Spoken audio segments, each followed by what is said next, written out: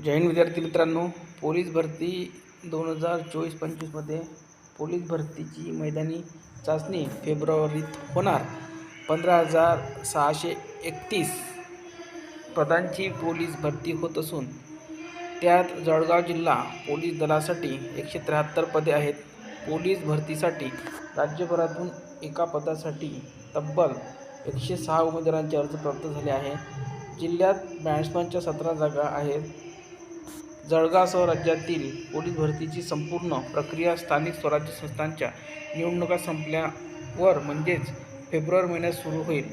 महानगरपालिकेनंतर 31 जानेवारीपूर्वी जिल्हा परिषद पंचायत समित्यांच्या निवडणुका होणार आहेत. फेब्रुवारीत मैदानी चाचणी सुरू होईल आणि पावसाळ्यापूर्वी मैदानी संपवण्याचे नियोजन गृह विभागाने केले आहे.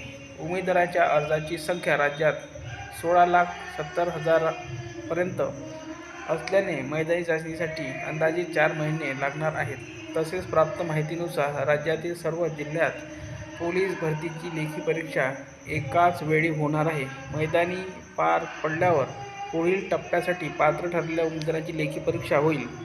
भरती प्रक्रियेचा पुढील टप्पा मैदानी चाचणी असून 20 जानेवारीपासून ही प्रक्रिया सुरू होण्याची शक्यता आहे. प्रक्रिया पारदर्शक आणि शिस्तबद्ध पद्धतीने राबविण्यासाठी पोलीस प्रशासनाने तयारी अंतिम टप्प्यात आणली आहे.